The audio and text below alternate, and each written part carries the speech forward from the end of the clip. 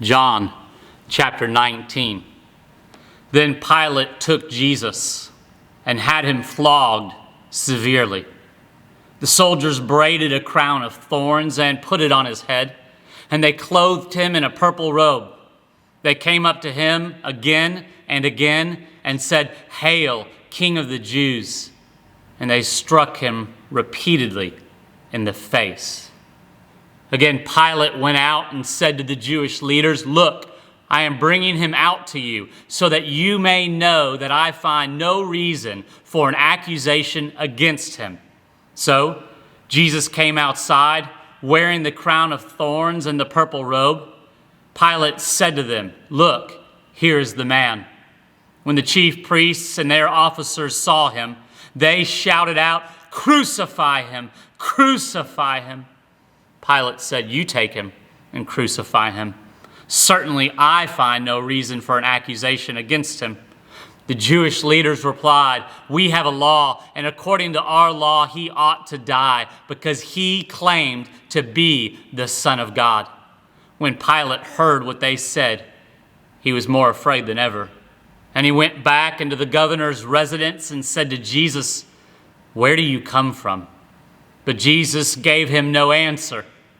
So Pilate said to him, "Do you refuse to speak to me? Don't you know I have the authority to release you and to crucify you?" Jesus replied, "You would have no authority over me at all unless it was given to you from above. Therefore, the one who handed me over to you is guilty of greater sin."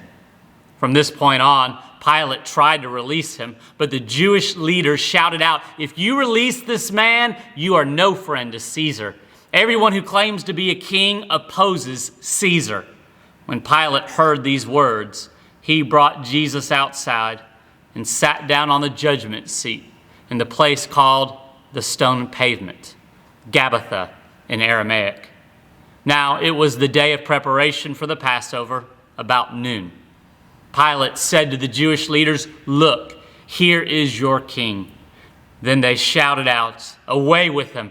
Away with him! Crucify him!" Pilate asked, "Shall I crucify your king?" The high priest replied, "We have no king except Caesar." Then Pilate handed him over to them to be crucified.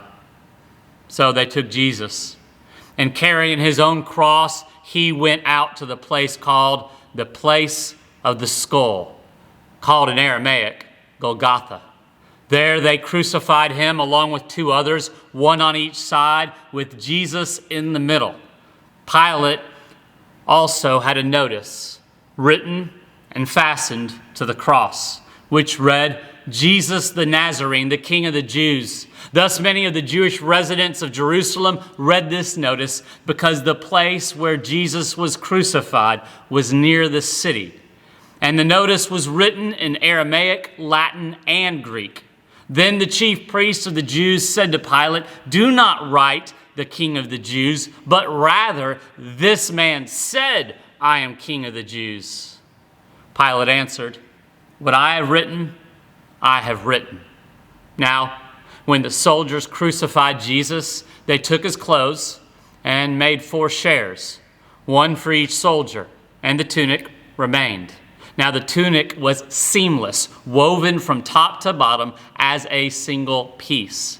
So the soldiers said to one another, "Let's not tear it, but throw dice to see who will get it." This took place to fulfill the scripture that says, "They divided my garments among them, and for my clothing they threw dice." So the soldiers did these things.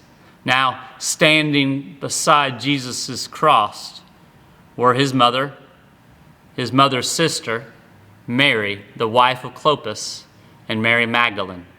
So when Jesus saw his mother and the disciple whom he loved standing there, he said to his mother, "Woman, look, here is your son." He then said to his disciple, "Look, here is your mother." From that very time, the disciple took her into his own home. After this, Jesus, realizing by this time everything was completed, said, in order to fulfill the scripture, "I am thirsty."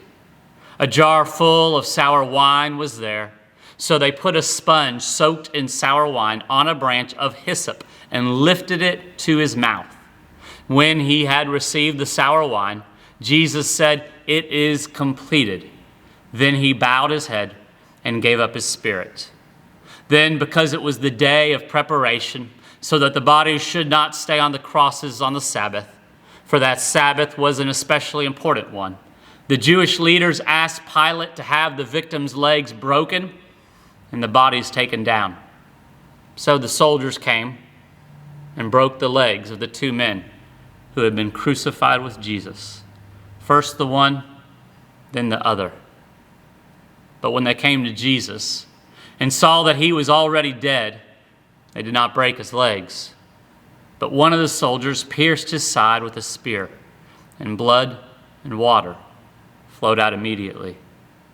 And the person who saw it has testified, and his testimony is true, and he knows that he is telling the truth, so that you also may believe. For these things happened so that the scripture would be fulfilled. Not a bone of his will be broken. And again, another scripture says, they will look on the one whom they have pierced. After this, Joseph of Arimathea, a disciple of Jesus, but secretly because he feared the Jewish leaders, asked Pilate if he could remove the body of Jesus. Pilate gave him permission, so he went and took the body away. Nicodemus, the man who had previously come to Jesus at night, accompanied Joseph, carrying a mixture of myrrh and aloes, weighing about 75 pounds.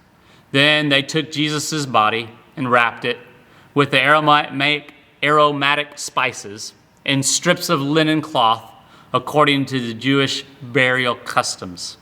Now, at the place where Jesus was crucified, there was a garden, and in the garden was a new tomb where no one had been buried. So, because it was the Jewish day of preparation, and the tomb was nearby, they placed Jesus' body there.